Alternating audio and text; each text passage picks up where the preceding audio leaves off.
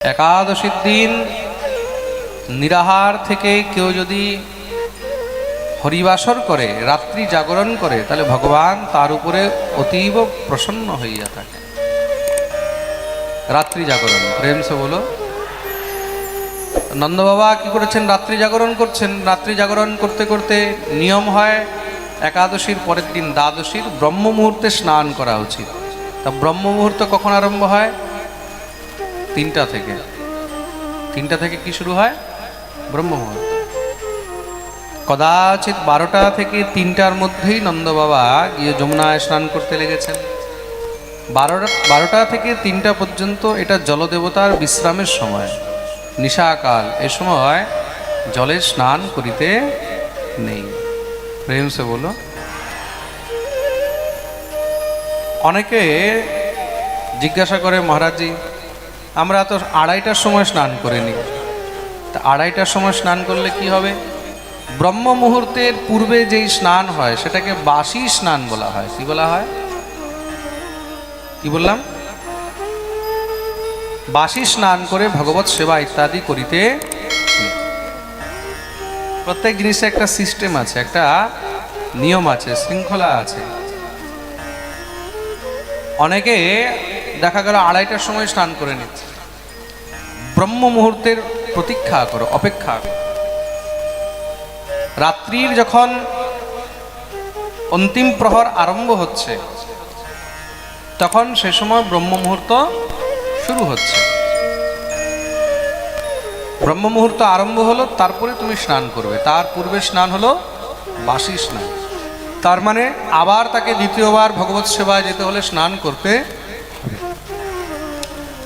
নন্দ বাবা যখন স্নান করতে গেছেন, বরুণের অনুচর, বরুণের দূতরা ঘুরছিল, নন্দ বাবাকে ধরে নিয়ে চলে গেলেন বরুণ লোকে।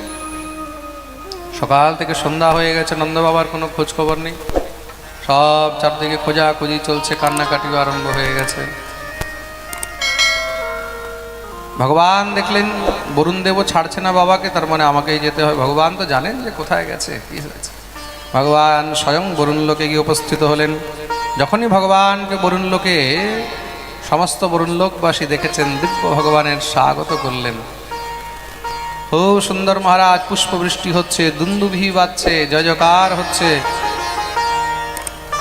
স্বয়ং বরুণদেব ভগবানকে উচ্চ আসনে বসিয়ে তার চরণে বসে দিব্য সেবা করলেন। আদ্যমে নিভৃত দেহোদ্যেবার্থেধিগতঃ প্রভো তৎপাদাভাজ ভগবন্নবাপুঃ পারমধ্বনঃ। নমস্তভ্যং ভগবতে ব্রহ্মণে পরমাত্মনে নয়ত্র শ্রূয়তে মায়া লোক সৃষ্টি বিকল্পনা। দিব্য ভগবানের স্তুতি করলেন। ভগবান খুব প্রসন্ন হয়েছেন। বরুণ, আমি তোমার উপর অত্যন্ত প্রসন্ন হয়েছি, কিন্তু তুমি জানো কাকে নিয়ে এসেছো? প্রভু জানে। কাকে? বলে আপনার পিতৃদেবকে। আচ্ছা, তুমি জেনে বুঝে আমার পিতৃদেবকে এখানে এনে আবার বন্দি করে রেখে দিয়েছো? তুমি জানো আমি যদি চাই সম্পূর্ণ বরুণ লোককে ছাই করে দিতে পারি, বলে সেটাও জানি। ভগবান হাসতে লাগলেন। আচ্ছা, তারপরেও তুমি এই অপরাধ করলে? বলে প্রভু, আপনার পিতৃদেবকে আমার অনুচররা ধরে নিয়ে এসেছে। আমি যখন দেখলাম যে আপনার পিতৃদেব, তখন মনে মনে বিচার করলাম, আপনি আজ পর্যন্ত কোনোদিন বরুণ লোকে একবার ফিরেও তাকান। এমনি তো আপনি আসবেন না। হ্যাঁ, নিজের পিতৃদেবকে মুক্ত করার জন্যই হোক না কেন, আপনি এই বরুণ লোকে নিজের একটু চরণ ধুলা তো দিতে আসবেন। তা ভাবলাম, যদি আপনি ক্রুদ্ধ হয়ে আমাদেরকে জ্বালিয়ে ছাইও করে দেন, কিন্তু আপনার চরণ ধুলা তো পাবো। শুধুমাত্র আপনার চরণ ধুলার আকাঙ্ক্ষায় আমরা এখানে একটুখানি ভুলটাকে বাড়িয়ে দিয়েছি। ভগবান হাসতে লাগলেন, বরুণের মস্তকে হাত রেখেছেন, কৃপা করলেন। সেখান থেকে নন্দ বাবাকে নিয়ে ভগবান ফিরেছেন।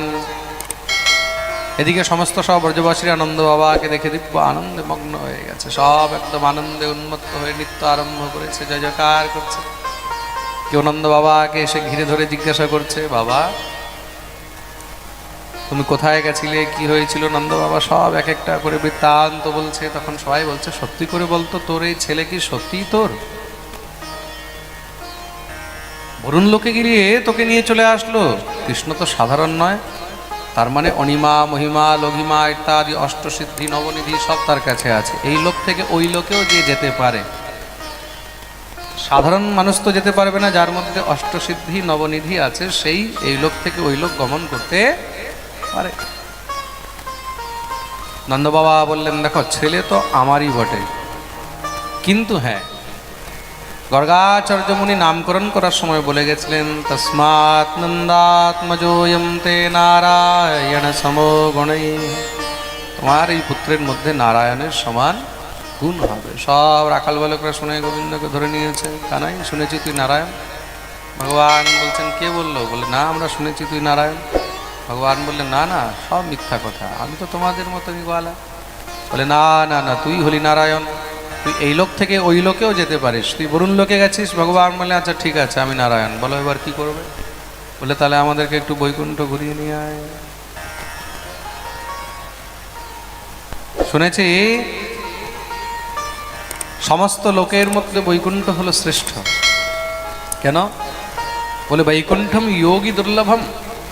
বড় বড় যোগী ঋষি মুনিদের জন্য বৈকুণ্ঠ দুর্লভ, তারাও সবাই বৈকুণ্ঠে যেতে পারে না। ভগবান বলছেন, কি করবে বৈকুণ্ঠে গিয়ে? যে আনন্দই বৃন্দাবনে আছে সে আনন্দ বৈকুণ্ঠে নেই। বলে, না, আমরা বৈকুণ্ঠে যাব। ভগবান বললেন, চলো তাহলে। ভগবান নিয়ে চললেন সবাইকে বৈকুণ্ঠে। যখনই বৈকুণ্ঠে প্রবেশ করেছে, সেই দিব্য বৈকুণ্ঠের শোভা, বৈকুণ্ঠের আভা দেখে সব ব্রজ বালকগণ আনন্দে মগ্ন হয়ে গেছে। এক এক করে বৈকুণ্ঠের দ্বারে ভিতরে প্রবিষ্ট হচ্ছেন।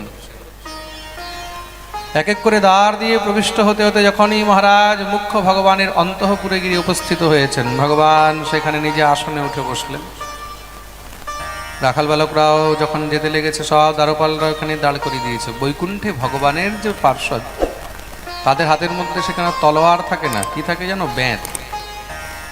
বেঁত হয় না, বেঁত, ডান্ডার মতন একটা বেঁত হয়, দেখবে পাতলা করে। বাংলায় অনেক জায়গাটাকে জালি বেত বলে। হ্যাঁ, মাস্টাররা মারার জন্য হাতের মধ্যে রাখেন এক সময়, তো ওই বেঁত নিয়ে দাঁড়িয়ে থাকে। ওটা দিয়ে মাঝখানে ওখানেই থামিয়ে দিয়েছে, বলে আর আগে যেতে পারবে না। রাখাল বালকরা বলছে, কি বলছো?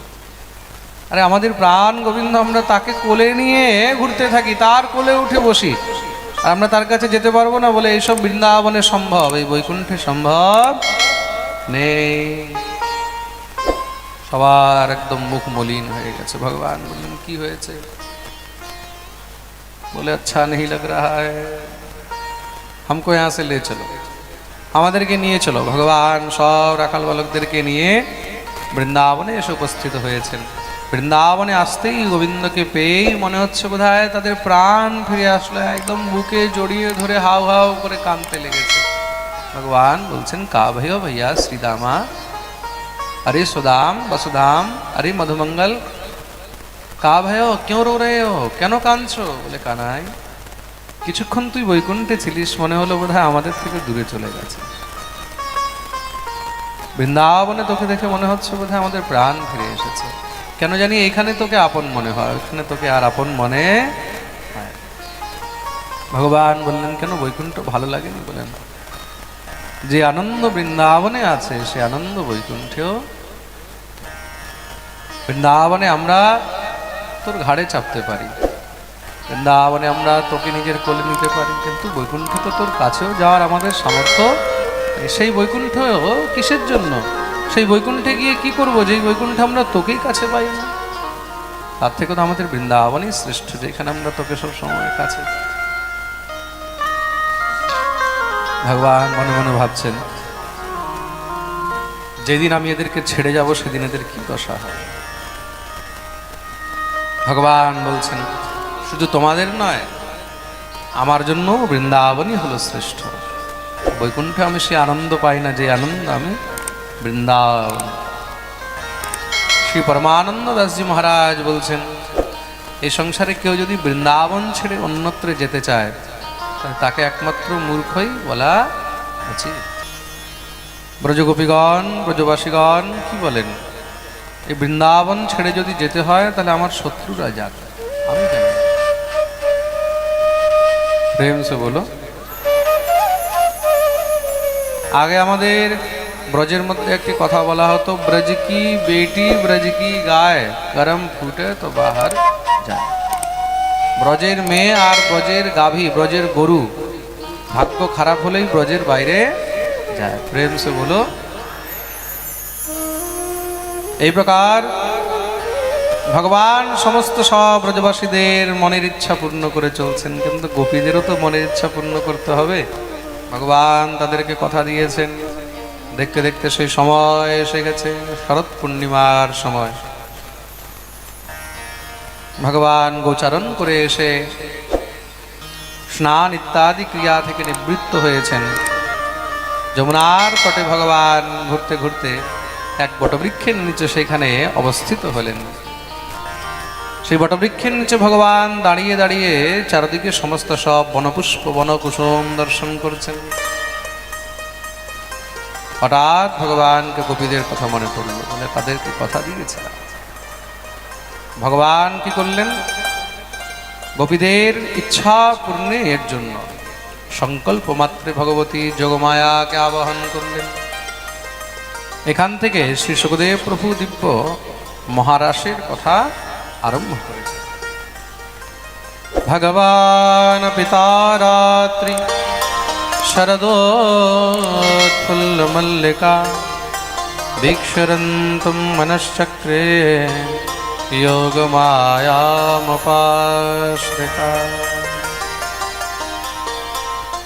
ভগবতী যোগমায়াকে ভগবান আবাহন করলেন। যোগমায়া এসে ভগবানের সম্মুখে উপস্থিত, প্রভু আমার জন্য কি আদেশ? ভগবান বললেন, দেবী আমি এখন নিজের এই কৃষ্ণ অবতারের সর্বোৎকৃষ্ট লীলা করতে যাচ্ছি।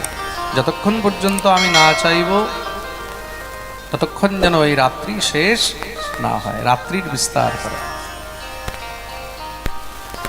ভগবতী যোগমায়া ভগবত আদেশে রাত্রির বিস্তার আরম্ভ করলেন।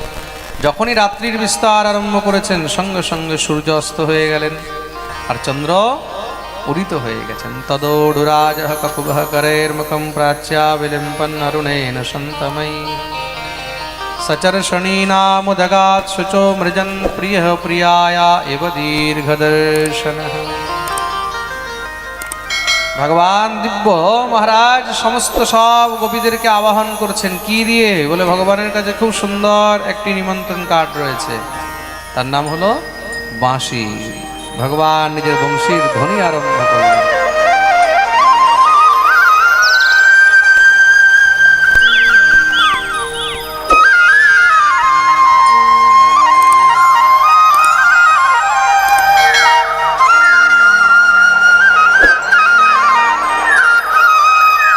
निशम्य गीतं तदनङ्गवर्धनं ब्रजस्त्रियः कृष्णगृहीतमानस आजगमुरन्योन्यमलक्षितोद्यमा स यत्र कान्तो जबलोलकुण्डला। ভগবান যখনই নিজের দিব্য বংশীর বাদন করেছেন, গোপীদের কানে বংশীর ধ্বনি পড়তেই গোপীগণ সব উন্মাদিনী হয়ে গেছে, পাগলিনী হয়ে দৌড়াচ্ছে। যে যেই পরিস্থিতিতে ছিল সেই পরিস্থিতিতেই মহারাজ দৌড়াতে লেগেছে। দুহন্ত্যোভিয়ো কাশ্চিদ দোহম হিত্বা সমুৎসকাঃ পয়োধিশ্রিত্য সংজ্ঞাবমনুদ্বাস্যা পরায়য়ো। শ্রী সুখদেব প্রভু বর্ণন করছেন, কোন গোপী গাভীর দুগ্ধ দহন করছিল, যখনই বংশীর ধ্বনি কানে পড়েছে দৌড়াতে লেগেছে। কেউ রন্ধন করছে, রান্না করছে, বংশীর ধ্বনি কানে পড়েছে, দৌড়াতে লেগেছে। কেউ শ্বশুর শাশুড়ির সেবা করছে, কেউ স্বামীর সেবা করছে, কেউ বাচ্চাদেরকে দুগ্ধ পান করাচ্ছে, কিন্তু যখনই বংশীর ধ্বনি কানে পড়েছে সব ছেড়ে ছড়ে দৌড়াচ্ছে। লিম্পন্ত্যঃ প্রমৃজন্তোন্যা অঞ্জন্ত্যঃ কাশ্যলোচনে ব্যত্যস্তাবস্ত্রাভরণঃ কাশ্যদ কৃষ্ণান্তিকং জয়। কোন গোপী শৃঙ্গার করছিলেন, সেখানেই শৃঙ্গার উল্টো পাল্টা করে দৌড়াতে লেগেছে। এক চোখে কাজল লাগিয়েছে, আরেক চোখে লাগায়নি। কেউ চোখের কাজল, চোখের কালি ঠোঁটে মেখে চলে এসেছে, কেউ ঠোঁটের লালি গালে মেখে চলে এসেছে, কেউ বস্ত্র পরছে, বস্ত্র উল্টো পাল্টা পরেই দৌড়াতে লেগেছে। কেন? বলে আমাদের শ্যামসুন্দর আমাদেরকে ডাকছে। দৌড়ে গিয়ে সব গোবিন্দকে চারদিক দিয়ে ঘিরে দাঁড়িয়েছে। ভগবান যখন দেখলেন সমস্ত গোপীগণ এসে উপস্থিত, দুই হাত জোড় করে ভগবান গোপীদেরকে আবাহন করেছেন, স্বাগত জানিয়েছেন, অভিবাদন করেছেন। স্বাগতম वो মহাভাগা প্রিয়ম কিম করবাণি বহ ব্রজস্যানাময়ম ক্বচিদ ব্রূতাগমন কারণ। আসুন আসুন, আপনাদের সবার স্বাগত জানাই। কিন্তু আপনারা এই ঘোর অন্ধকারের মধ্যে, এই ঘোর রাত্রিতে, ঘোর জঙ্গলের মধ্যে কিসের জন্য এসেছেন? রজন্যেষা ঘোর রূপা ঘোর সত্ত্বনিষেবিতা প্রতিয়াতু ব্রজম নেহস্থেয়ম স্ত্রীভিঃ সুমধ্যমা। কবিগণ বলছেন, তুমি জানো না আমরা কেন এসেছি? ভগবান বললেন, আমি কি করে জানবো? হে শ্যামসুন্দর, তুমি তো বাঁশি বাজিয়ে আমাদেরকে ডাকলে। ভগবান বললেন, তা আমি কি বাঁশি বাজানোও বন্ধ করে দেবো তোমাদের জন্য? কিন্তু এমন বাঁশি তো তুমি অন্য কোনো দিন বাজাওনি। তুমি তো বংশীর ধ্বনি দিয়ে আমাদের সবাইকে ডাকলে, তোমার এই বাঁশি শুনে কি আর থাকা যায়? ভগবান বললেন, চলো এসে গেছো যখন, যা হওয়ার তো হয়েছে, নিজের নিজের ঘরে ফিরে যাও। প্রতিয়াতু ব্রজম নেহস্থেয়ম স্ত্রীভিঃ সুমধ্যমাঃ। আমরা ঘরে ফেরার জন্য আসিনি। তাহলে কিসের জন্য এসেছো? বলে একমাত্র তোমাকে পাওয়ার জন্য এসেছে। সোজাসুজি কথা, একদম ডাইরেক্ট, তোমাকে পাওয়ার জন্য এসেছি। ভগবান বললেন, কি বলছো তোমরা? স্ত্রী জাতির কর্তব্য হলো ভর্তুহু শুশ্রূষণাম স্ত্রীণাম পরো ধর্মোয়মায়া। নিজের স্বামীর সেবা করবে, মাতা পিতার সেবা করবে, মাতরঃ পিতরঃ পুত্রা ভ্রাতরঃ পতয়শ্চবঃ বিচিন্বন্তি অপশ্যন্তি মা ক্রীডবম বন্ধু সাধ্বসম। স্ত্রী জাতির কর্তব্য ঘর সামলাবে, মাতা পিতাকে দেখবে, ভাই বন্ধু স্বামী সন্তান তাদেরকে দেখবে। তার জন্যই সে গৃহকে রক্ষা করে। স্ত্রী কি করে? গৃহকে রক্ষা করে। তার জন্য তাকে গৃহিণী বলা হয়। কি বলা হয়? জোরে বলো। গৃহিণী। কি বলা হয়? গৃহিণী। পুরুষকে তো কখনো গৃহণা বলা হয় না, বলা হয় কি? স্ত্রী হলো গৃহিণী। কেন? সে গৃহকে সামলায়।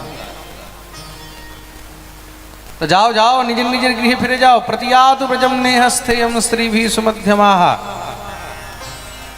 দেখো, এইভাবে রাত্রিবেলায় অন্ধকারের মধ্যে তোমরা যদি ঘোরাঘুরি করো, আর কেউ যদি আমার সঙ্গে তোমাদেরকে দেখে, তাহলে নিন্দা করবে।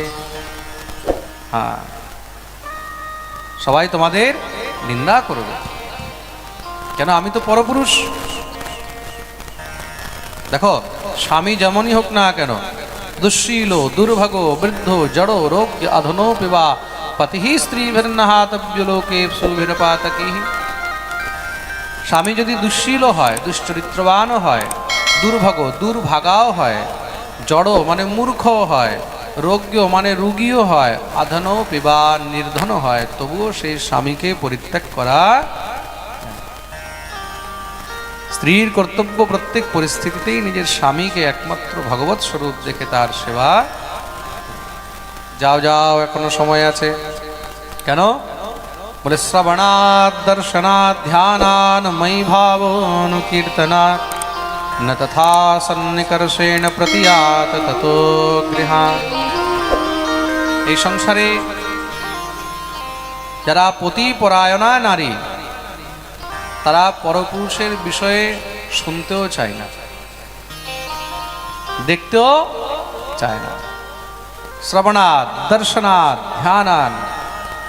তার জন্য এখনো সময় আছে। যাও, তোমরা নিজের নিজের গৃহে ফিরে যাও, নাহলে তোমাদের অনেক নিন্দা হবে, বদনাম। কবিগণ বললেন, হে গোবিন্দ, তুমি নিজেকে পর বলছো?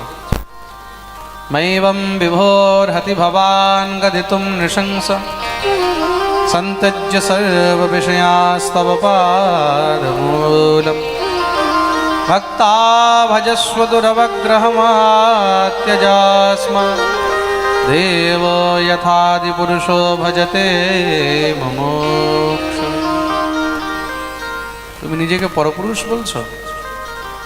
এই সংসারের মধ্যে তুমি তো হলে পরম পুরুষ। পরপুরুষ অন্য জিনিস আর পরম পুরুষ অন্য জিনিস। ভগবান হলেন পরম পুরুষ। আর তুমি কি নিজেকে আমাদের থেকে আলাদা মনে করছো? কাকে বোঝাচ্ছ? তুমি আমাদের থেকে আলাদা নও, তুমি তো আমাদের অন্তরে রয়েছো। এই জীবাত্মা আর পরমাত্মার মধ্যে কোনো ভেদ নেই।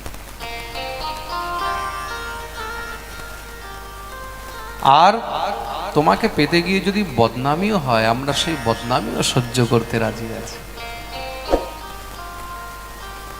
কেউ বেশি থেকে বেশি কি বলবে? বলে গোবিন্দের জন্য পাগল, এ নন্দনের জন্য পাগল, কৃষ্ণের জন্য। মীরাকে সবাই পাগল বলতো, বলতো কি না? হ্যাঁ, মীরার কি ফরক পড়েছে? বলতো না, मीरा श्याम दीवानी, मीरा कृष्ण दीवानी, मीरा प्रेम दीवानी, मीरा कृष्ण दीवानी। बोलतो कि ना, मीरा श्याम दीवानी, मीरा कृष्ण दीवानी। मीरार की फरक पड़लो? बोले हाँ फरक तो पड़ेছে। किसेर? बोले मीरा अमर হয়ে গেছে। किसे? कृष्ण प्रेमे। তোমার নামে যদি বদনামি হয়, আমরা সেটাও সহ্য করতে রাজি আছি। ভগবান গোপীদের পরীক্ষা নিচ্ছিলেন, গোপীরা পরীক্ষা একদম first class, first division pass. প্রেম সে বলো। দেখো, ভগবান এই রাসের কৃপা তার উপরেই করবেন যার অন্তরে কোনো প্রকারের কোনো খুঁত নেই, কোনো সংশয় নেই। ভগবানকে নিয়ে যদি মনের মধ্যে কোনো সংশয় থাকে, তখন ভগবত কৃপা লাভ হয় না। ঈশ্বরকে নিয়ে মনের মধ্যে কোনো সংশয় রাখতে নেই। ভগবান সমস্ত গোপীদের উপরে কৃপা করলেন। দিব্য রাস আরম্ভ হলো। বাহু প্রসার পরিরম্ভি করালোকর নিবিস্তনাল ভননর মনখাগ্রপাতে শৈল্যাবলোক হসিতৈর ব্রজ সুন্দরীণাম উত্তম ভয়ন প্রতিপতিম রময়ান চকার। ভগবান দিব্য রাস আরম্ভ করেছেন। সেই রাসের মধ্যে ভগবানের সঙ্গে যুদ্ধ করতে এসেছেন কামদেব। ভগবানের সঙ্গে কাম যুদ্ধ করতে এসেছে। কামকে পর্যন্ত ভগবান উল্টো করে ঝুলিয়ে দিয়েছেন। কামকে ভগবান উল্টো করে ঝুলিয়ে দিয়েছেন। কেন? বলে কাম স্বয়ং ভগবানকে দেখে মোহিত হয়ে গেছে। মদন এসেছিল ভগবানকে পরাস্ত করার জন্য, ভগবান মদনকে মোহন করে নিলেন। তার জন্যই ভগবানের এক নাম হলো মদন মোহন। একবার এই কাম ভগবানকে বলছে, প্রভু একবার আমি আপনার সঙ্গে যুদ্ধ করতে চাই। কেন? আমি তো সবাইকে হারিয়েছি। কাম সবাইকে পরাস্ত করেছে, ব্রহ্মাকেও পরাস্ত করেছে, দেবাদিদেব মহাদেবকেও, ইন্দ্রকেও, চন্দ্রকেও। মহাদেবের তপস্যা ভঙ্গ করতে গিয়ে তো কামকে জ্বালিয়ে মহাদেব দগ্ধ করে দিলেন। তা কামের প্রভাব তো হয়েছে। ভগবানকে বললেন একবার আমি আপনার সঙ্গে যুদ্ধ করতে চাই। তা ভগবান বললেন আচ্ছা কেমন যুদ্ধ করবে? বলে কেমন যুদ্ধ মানে? বলে লড়াই দো তরহ কি হতি है। দুই প্রকারের লড়াই হয়। কিসের? बोले एक मैदान की लड़ाई और एक किले की लड़ाई।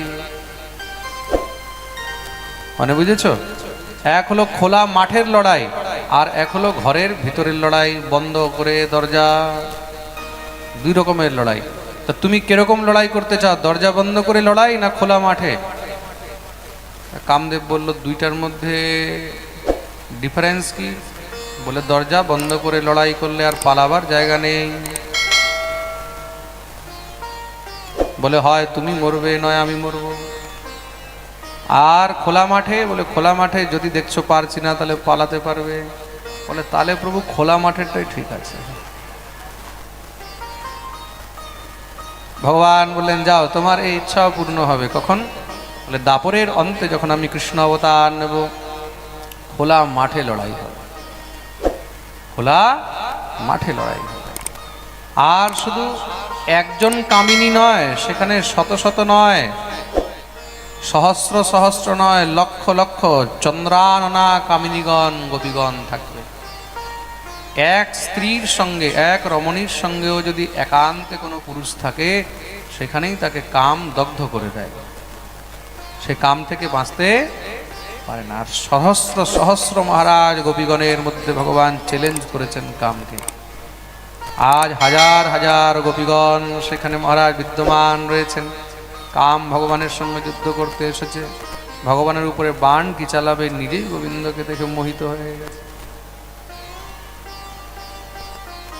উত্তম ভয়ন রতিপতিম রময়াঞ্চকার। আহা, স্বয়ং রতিপতি মানে কাম ভগবানকে দেখে মোহিত হয়ে গেছেন। এসেছিল একদম খোলা মাঠের লড়াই করতে, ভগবান কি করেছেন, সঙ্গে সঙ্গে ধরে উল্টো করে গাছের মধ্যে ঝুলিয়ে দিয়েছে। প্রেম সে বলো, ভগবানকে তার জন্যই কি বলা হয়, যোগীরাজ, যোগেশ্বর। কি বলা হয়, যোগেশ্বর। অনন্ত অনন্ত মহারাজ গোপীদের মধ্যে, অনন্ত অনন্ত ব্রজসুন্দরীদের মধ্যে एवं भगवतः कृष्णाल्लब्धमाना महात्मनः आत्मानं मेनिरे स्त्रीणां मानन्योभ्यधिकं भुविः। হাজার হাজার রমণীদের মধ্যে, ব্রজগোপিকাদের মধ্যে, সেই নারীগণের মধ্যেও ভগবানের অন্তরে কিঞ্চিত কাম জাগ্রত হয়নি। এটাই হলো ভগবানের রাস। ভগবানের এই রাসের লীলা কি, এটা হলো কাম বিজয় লীলা। এটা কি, কামের উপরে বিজয়ের লীলা। প্রেম সে বলো, এ সংসারে কামের উপরে বিজয় কেউ পায়নি, একমাত্র শুধু একজনই পেয়েছেন। কে? ভগবান শ্রীকৃষ্ণ। কেন? তিনি হলেন কামের বাপ। He is the father of Kaam. প্রেম সে বলো। ভগবান দিব্য রাস আরম্ভ করেছেন। বলিয়ে রাস বিহারী ভগবান কি জয়। সমস্ত গোপিকাদের মনের মধ্যে অভিমান হয়ে গেল। কিসের? বলে অনন্ত কোটি ব্রহ্মাণ্ডের নায়ক সব ভুলে দেখো আমাদের সঙ্গে লীলা বিলাসে মত্ত হয়ে রয়েছে। যখনই অভিমান এসেছে, ভগবান সঙ্গে সঙ্গে অন্তর্ধান হয়ে গেলেন। তাসাম ততসৌভগমদম বীক্ষমানম চ কেশবঃ প্রশমায় প্রসাদায় তত্রৈবান্তরধীয়ত। ভগবান অন্তর্ধান হয়ে গেলেন। গোপীগণ যখন নিজ মধ্যে আর গোবিন্দকে দেখতে পাচ্ছে না, সব পাগলের মতন ছুটছে, একজন আরেকজনকে জিজ্ঞাসা করছে, তোমরা কি শ্যামসুন্দরকে দেখেছ? তুমি কি গোবিন্দকে দেখেছ? বন বন ঢূঢ়ন যাও, বন বন ঢূঢ়ন যাও, বন বন ঢূঢ়ন যাও, বন বন ঢূঢ়ন যাও।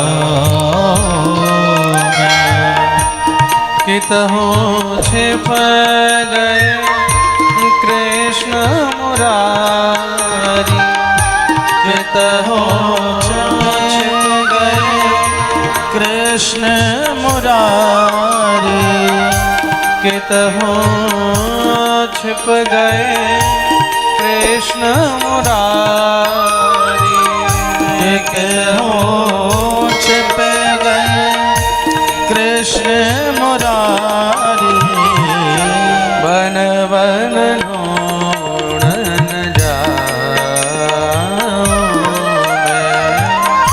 बन बन ढूंढन जाऊं मैं, बन बन ढूंढन, बन बन ढूंढन, बन बन ढूंढन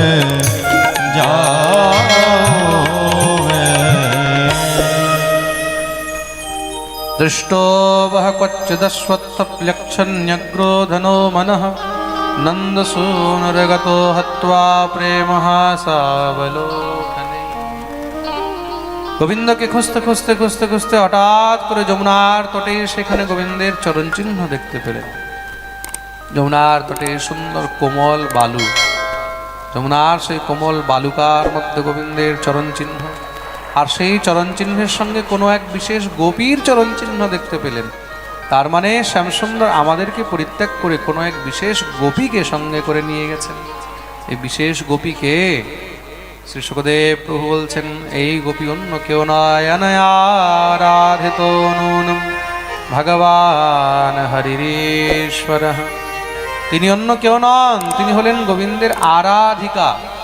আর আরাধিকাকে আরাধিকা ইহ সহ রাধিকা। তিনি গোবিন্দের আরাধিকা, তিনি হলেন রাধিকা। বলিয়ে রাধা রানী কে জয়। ভগবান নিত্য যার আরাধনা করেন, তস্মাৎ আত্মা স্থিরাধিকা, তিনি হলেন একমাত্র শ্রী রাধা রানী। চলতে চলতে মহারাজ সেই চরণ চিহ্ন দেখে খুঁজতে খুঁজতে যখনই সেবাকুঞ্জে উপস্থিত হলেন, সেই সেবাকুঞ্জের মধ্যে গিয়ে দেখছেন সেখানে শ্রী প্রিয়াজি রাধারানী বসে কাঁদছেন। প্রিয়াজিকে কাঁদতে দেখে সবাই ঘিরে ধরলেন। হে প্রিয়াজি, শ্যামসুন্দর আমাদেরকে পরিত্যাগ করে তোমার সঙ্গে নিয়ে এসেছিল, কিন্তু তোমাকেও ছেড়ে চলে গেছে। শ্রী রাধারানী বললেন, জানো, তোমাদের মনে অভিমান এসেছে বলে তোমাদেরকে ত্যাগ করেছে, আমাকে নিয়ে চললেন, আমারও মনে অভিমান এসে গেল। আমি ভাবলাম বোধহয় গোবিন্দ আমাকেই সব থেকে বেশি ভালোবাসে।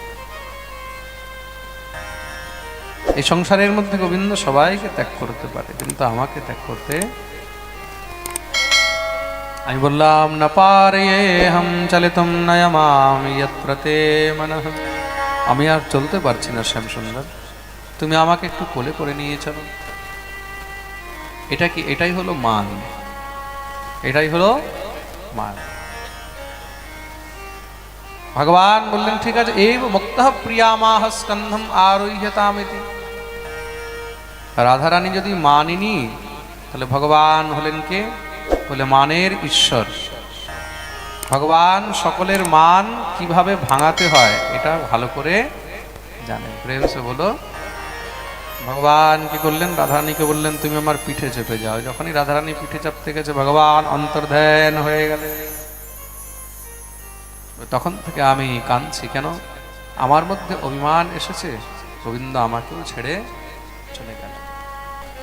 ভগবান আর থাকতে পারলেন না, কেন? বলে অভিমান কাঁদতে কাঁদতে একদম ঝরে বেরিয়ে গেছে।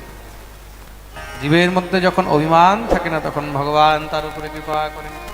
গোপীগণের অভিমান বেরিয়েছে, গোবিন্দ সঙ্গে সঙ্গে প্রকট হয়ে গেলেন। তাসামাবিরভূৎসরিস্ময়মান মুখাম্বুজঃ পীতাম্বরধরঃ স্রগবী সাক্ষাৎ মন্মথ মন্মথঃ। দেখুন, ভগবান নিজ ভক্তদেরকে পরীক্ষা নেওয়ার জন্য অনেক কষ্ট তো দেন, কিন্তু যখন জীব গোবিন্দের চরণ ছাড়ে না, তখন ভগবান আর তাকে বেশি কষ্ট দেন। তখন ভগবান তার উপরে কৃপা অবশ্যই করেন। ভগবান পরীক্ষা নিচ্ছেন এখানে গোপীদের। ভগবান যখনই প্রকট হয়েছেন, সঙ্গে সঙ্গে গোপীগণ দৌড়ে গিয়ে গোবিন্দের চরণে ভুলুণ্ঠিত হয়ে গেছে। হে শ্যামসুন্দর, একবার তুমি গেছো, আমাদের এই দুর্দশা হয়েছে, যদি তুমি আবার যাও তাহলে তো আমাদের প্রাণ বেরিয়ে যাবে। কথা দাও আর যাবে না। ভগবান বললেন, চিন্তা করো না, অভিমান গেছে, আমি চলে এসেছি। তাহলে প্রভু এই রাস কি আর পূর্ণ হবে না? ভগবান বললেন, নিশ্চয়ই পূর্ণ হবে। দেখতে দেখতে ভগবান সমস্ত গোপীদের সঙ্গে দুটি করে কৃষ্ণরূপ ধারণ করলেন। যোগেশ্বরেণ কৃষ্ণেন তাসাম মধ্যের দ্বয়োর্দ্বয়। প্রত্যেকটি গোপীর সঙ্গে দুটি করে কৃষ্ণরূপ ধারণ করেছেন। গোপীর ডানেও কৃষ্ণ আর বামেও কৃষ্ণ। যেদিকে তাকাবে সেদিকে কৃষ্ণই কৃষ্ণ। অভিমানের জন্য আর জায়গা ভগবান ছাড়লেন না। দিব্য রাস আরম্ভ হচ্ছে। এই রাস দর্শন করার জন্য কৈলাস থেকে দেবাদিদেব মহাদেব এসেছেন। যখনই মহাদেব রাসে প্রবেশ করতে যাচ্ছেন, সঙ্গে সঙ্গে রাসের অধিকারিণী গোপীগণ মহাদেবকে বললেন, এই বাবা, কোথায় যাচ্ছে? রাসের দর্শন করতে এসেছি। বলে জানো না রাসের মধ্যে গোপী ছাড়া অন্য কারোর প্রবেশ নেই। তাহলে সখী আমি কি করে দর্শন পাবো, কি করে প্রবেশ পাবো? বলে তোমাকেও গোপী হতে হবে। কি করে সম্ভব? বলে যাও গিয়ে মানসরোবরে ডুব দিয়ে আসো। এই যে জটা জুট, এই যে সব ভস্য আর এগুলো লাগিয়ে এসেছো, যাও সব গিয়ে স্নান করে গোপী হয়ে আসো। দৌড়ে গেছেন মহারাজ, গিয়ে মানসরোবরে যখনই ঝাঁপ দিয়েছে, মানসরোবরে ডুব দিয়ে উঠতেই ভোলা একদম ভোলি হয়ে গেছে। আহা হা, কোথায় ছিল মহারাজ জটা, কোথায় মহারাজ সেই হাড়, কোথায় সেই মুন্ডমালা, কোথায় সেই চিতাভস্ম, সব মহারাজ একদম গায়ব।